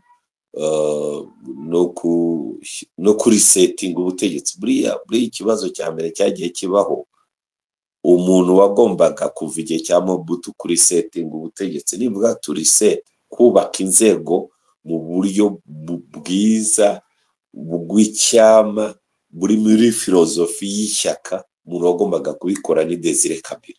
Arabisenya, akomeza kakavuyo ka Mobutu, ariko yigizayo n'abarwandofoni, yirukana abanyarwanda, ingabo z'u Rwanda, yica n'abana b'abanyamurenge n'abanyamasisi n'abanyarucuru, ibintu bikomeye cyane, bamwe bari muri Republican Guard ye n'ibiki. Now umuhungu waje nawe yaje, of course yuri Kinshasa, political interest ziba ari nyinshi, tribal politics ziba zihari, ababirigi nabo batabuze hafi aho ngaho, ibiki na interest ziba ari nyinshi, zaba ziri local na international. So Kabila rero niba agarutse naze gukemura ibyo bibazo, ni byiza ko aje mu muzi w'abantu bashaka gukemura ibyo bibazo, baramuprotectinga, baramuha icyubahiro cye, nuko bazi ibyo bamutegerejemo, ibyo ashoboye. Kandi buri elema iri muri AFC ifite ibyo ishoboye, ifite n'ibyo bagiye n'agaciro bagenda bazana muri AFC M23.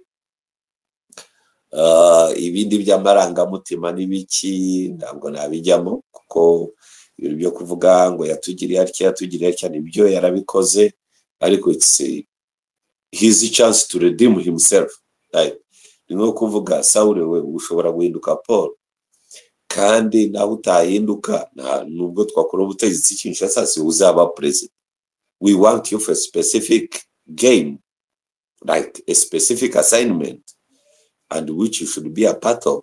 Ntabwo tugukeneye ego ngo inyinshi cyane, alliances nyinshi ziri political cyane ntabwo zikunda kuba zifite president, ziba zifite coordinator gusa. Zishobora gushyiraho president mu gihe cy'amatora, bashaka yuko umuntu wahagarariye iyo alliance yose. Ubundi alliance nka ziriya ntabwo ziba zikeneye president at.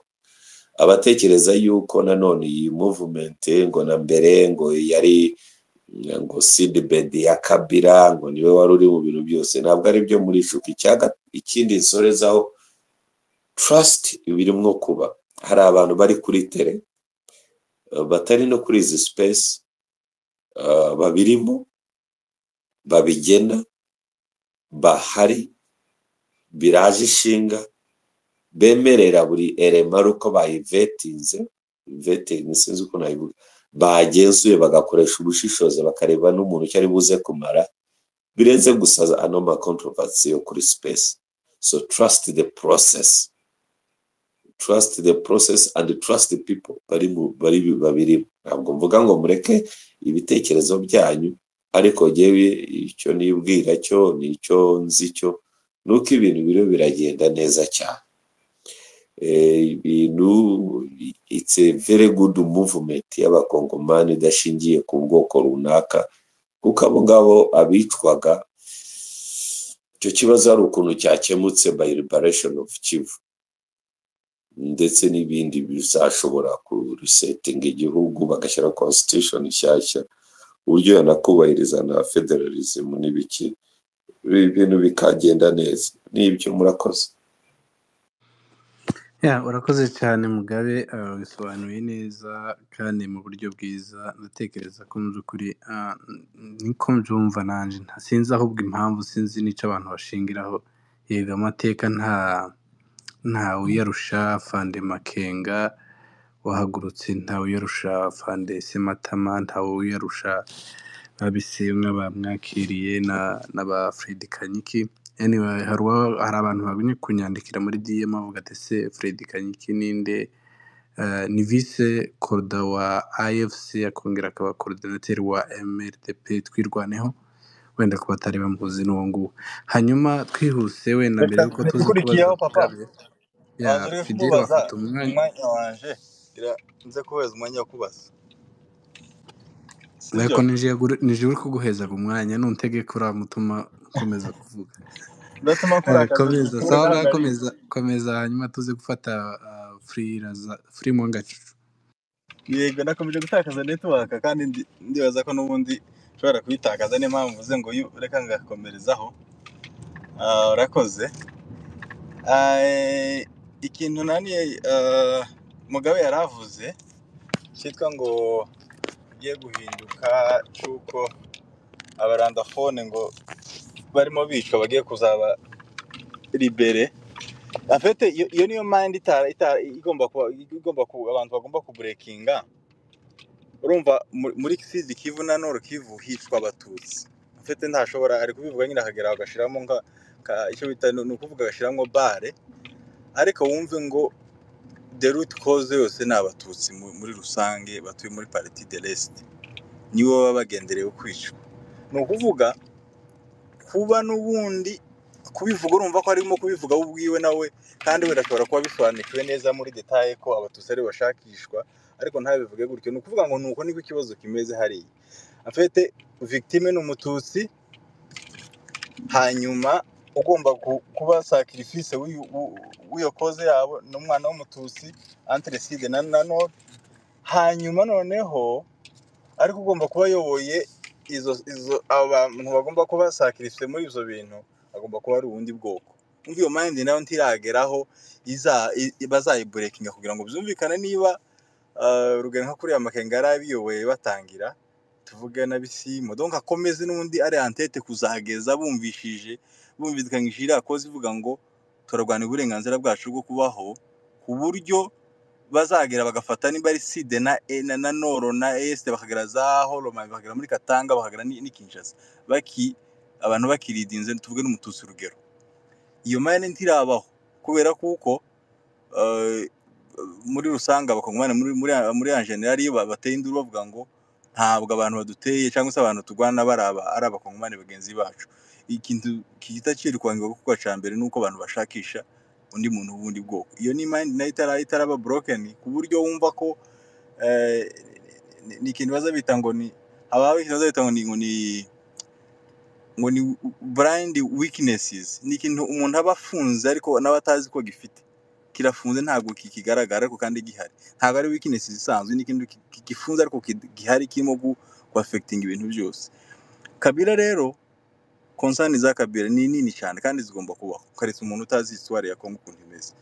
Uzi ko muri histoire ya Kongo ya se wa Kabila ngo hari bageze guhera za Bukavu za Uvira, yari umuntu simple. Bageze i Kinshasa, haje abantu babanaga nawe muri Maki muri za 1964, atangira kuza bambika amateni ari abasivile. Abantu bakibaza ngo uyu muntu ko yambaye teni byagenze gute, akababwira ngo Mustin General.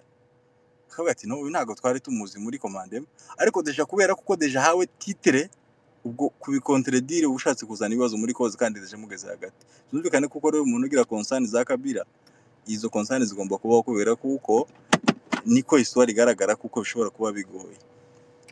Kubera iki? Ku mpamvu z'uko bagera hari imbere nk'uko yareka bivuga ngo ninde muntu ushobora kumucalenjinga, nanje kuko izo concern ndabona ko nta muntu ushobora kumucalenjinga. buretse gato ni ikibazo wambazaga cyangwa ni submission reka ntange point yanje, wenda uraza gukurikiza no gufata umwanya. Nta muntu ushobora kumucalenjinga kubera iki? Ku mpamvu z'uko abo bagiye kuzana nawe batabaye muri cause ya M23 na twirwaneho, abo ngabo ni abantu tuvuge koko bumva cause y'abatutsi muri Sud na Est na Nord, ariko kandi barangajwe imbere na intérêt politique. Ibyo ngibyo abantu bagomba kubyumva, kandi ibintu biza bijana movement iharanira uburenganzira bw'abantu, haba harimo n'abandi bantu babumva ko bagomba guprofitiramo bakabona. Ibyo ni ibintu bisanzwe, aba opportuniste basanzwe mu isi. So kutumva ko bibaho ndumvishe bije barimo gushaka gusigura ko bitabaho, ibyo ni ibintu bisanzwe birajana. Donc wowe ubumva ko uri gupfira impamvu zawe zo kuba bujije uburenganzira, ariko haba hari undi ku ruhande nawe iya niyo kazi yo kugira ngo yiposition. So abo bantu bari hagati bazanye na Kabila rero, kuko nta muntu ushobora kumucalenjinga ari yaje muri no eta, kuko nawe agomba guprofita umwanya, yaba ari mwene wacu yaba atari mwene wacu, ugomba kubyumva ko nawe nimba yazanye nawe n'undi uri ku ruhande. Uyu munsi yo yamenya akaga k'abatutsi muri Sud Kivu, so nawe ni kimwe n'undi mu politiki kimwe n'undi wese, birumvikana. Ntabwo bavuga ngo niba abandi baje ngo we ngo kubera kuko yumva kose aba yarayumvishe. Uwo ninde uri kuvuga? Ndavuga uri wese uzana na Kabila, yaba ari umunyamurenge ari umututsi ari we wese, Moise Nyarugabo n'abandi. Nta umuntu amuvuze neza kubera ko bavukana, yabagerageje gushiramo ama emotion, ariko byumvikane ko ntabwo ari n'umunsi wa none amenye kuko abatutsi bicwa, en vrai dire. Akantu kuvuga ngo ibasyo, ariko kandi Fede, iyo uvuga ngo ntabwo uyu munsi ari wo munsi amenye ko abatutsi bicwa, wowe wabimenye ryari? Uribuka ko Moise Nyarugabo yahagurutse muri parlement munyemerere ntitujye impaka kuri icyo kintu, munyemerere mu bijabo uwo mugabo nuko dore hano hari ibintu abantu birengagiza mu bijabo tugiye gutandukira ikiganiro. Ntabwo abantu bazana amarangamutima cyangwa bari contre, ntabwo ari amarangamutima Godfather. Reka ntitwirengagize Nyarugabo disikuru ziwe twagiye tuzireba umunsi ku wundi, duhereye muri parlement avuga ati kwima inzira y'ibiganiro wakurikiye.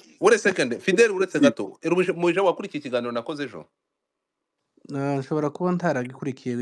Kaze mbwire uyu Fidel muri aya magambo, uri kunyumva? Navuze ko niba ari abagabo dufite, Nyarugabo ntabwo aje uyu munsi muri koze. Wakwihanganye gato. Navuze ko niba ari abagabo dufite bahaguruka bashize amanga bakavuga Moise Nyarugabo arimo, siko bimeze? Ariko ntabwo namuvuze ntabi, ntabwo uretse gato nuko uvuze ngo abaje uyu munsi. Noneho for information, genda ukurikira amakuru, urimo kunyumva? Moise Nyarugabo sinzira birantangaza, abantu tuba turahanga ndamushyize koze mujye munakurikira. Muri delegation yazanye na Kabila, genda ureba hano Moise Nyarugabo ari. Nakubwiye uretse manza wumve, uretse gato. Moise Nyarugabo ntabwo na rimwe uyu mugabo yavugiye ahabi cyane, yavugiye ahantu habi cyane hari risk muri parlement y'Kinshasa imbere y'abaziranya amaswa, aratura aravuga ari nko kwishyira umugozi mu ijosi. Turi kumwe mu bantu ushobora gushyira hariya ukavuga ko batashyize amanga cyangwa bazanye na Kabila. Ntabwo Moise Nyarugabo bazanye na Kabila, kuko muri parlement ntabwo ari kumwe na Kabila. Sinzi turi kubyumvikana. Mu bantu ushyiramo Nyarugabo ntumushyiremo, sinzi turi kubyumvikana. Utaza kumva navuze ko mu bantu bagomba gufesinga Kabila mu Moise Nyarugabo atarimo. Ntabwo ari uko atari adafite ubwoko ku mutima, abufite ku mutima cyane. Ugenda urebe uburyo bamufashe muri parlement, niba barakurikiye iriya video. Ntabwo bavuga ko Moise Nyarugabo azanye na ntuza, azanye na Kabila. Yazanye umutima we mbere akiri muri parlement Kinshasa. Yaje mbere ya Kabila, yaje mbere ya Bananga, kuko yazanye umutima mbere y'ibindi byose. Turi kumwe? Ibyo ngibyo rero kuri Moise Nyarugabo cira birarura, ntibongere kumugereranya n'abandi bazana na Kabila. Ntabwo azanye na Kabila, yaje mbere ya Kabila, aza mbere ya Bananga, aza mbere y'abandi bose bajoininze iyi coalition. Uri kunyumva? So ibyo ngibyo rero urukumva aho ngaho babugiye kugira. Ariko noneho nkagaruka nkavuga ngo muri ubu extremiste bwa Godfather bwo guheza inguni kuri koze yacu, ntabwo Moise Nyarugabo ashobora gufesinga Kabila, kuko bakuranye igihe kirekire kandi ari bose we. Umuntu wakubereye bose biragoye kugenda ngo ugere hari uje kumucalenjinga ku kantu k'igitinyiro kakirimo. Mwarakuranye imyaka ingana kuri, ari perezida wawe, ari kure yawe, akuyoboye, ari umuyobozi w'ikirenga. Muraza kuncalenjinga, biragoye kugeza ngo aya masaha amuchallenging amubwira ati oya ntabwo ari uko bimeze uko ibi ngibi umuntu ushobora gufesinga Kabila ni umuntu warwanije ubutegetsi bwa Kabila munyumve neza uko mbyumva niko bitekereza n'ibitekerezo aho byanjye niho ubicangira nimba yaracerengeje parlement kuko yumva ko azananirwa Kabila ndagusobanurira impamvu iyi niyi yacarenjinze parlement urukunyumva neza cyane agaragaza ikibazo kiri kubi wabo ariko ntabwo uri kubacanga nta nubwo ndi kumufata ni ibintu muri kumvikanira amatwi y'abandi uretse wowe w'umu extremiste uheze inguni so mbere y'uko usoza rero ni bose we ubwo abicarangize kose ariko ni bose we abaye bose w'igihe kirekire biragoye cyane ngo umuntu wakubereye bose turi ikiremwa muntu ngo ugende hari mubwire ati stop here kuko ntabwo bishobora buri wese so tugerageze kubyumvikana rero umva rero nsoza nicyo navuze kandi ndakotinze nkaba ushatse kugira ngo bivugwa nawe niho wowe wumva ko byumvikanye neza ariko ndakotinze amagambo wavuze kandi nawe nicyo usubiyemo wakotinze ko ntabwo nigeze mpakana ko rugweza n'ubu ngubu mu bantu wari uvuze b'abafoma bo kwisa imyanya b'abatutsi hariya ari mu bantu ba mbere batinyutse n'undi bakavuga ndetse ni mu bantu ba mbere babashije no guhamagara ama press conference akayahuza akabavuga ikibazo kiri muri Congo mu buryo atashobora gutinya kuvugira ari hose ariko icyo navuze naje nawe wagisubiyemo yeme muduhe umunota umwe natwe tuvuga ariko ntwaye umwanya muremure ko banciriyemo ntaramara na 9 minutes nari mvuze ngo kumvikana ko aho ibyo yavugaga naho yandikiraga bitandukanye na situation yindi baba baje ibyo sinzi ukuntu bitagaragara ko hari inzira zibi hari kuba ibyo yavugira bivugiraga aho yarari tandukanye n'ahandi hantu azobavugira n'umuntu uzaba ubahetse uwo mwanya uzaba ubayoboye muri uwo mwanya uwo yacalengingaga ninde uwo bari kumwe none n'umunsi wa none nk'ibyo Godfather arimo avuga azoba afite position kuri we n'imbaraga kandi nabwo kuba aho yavugiraga atari wakiri bizumvikana ko hariho changement de milieu kandi azoba harimo changement d'uburyo bwumva ibintu biratandukanye.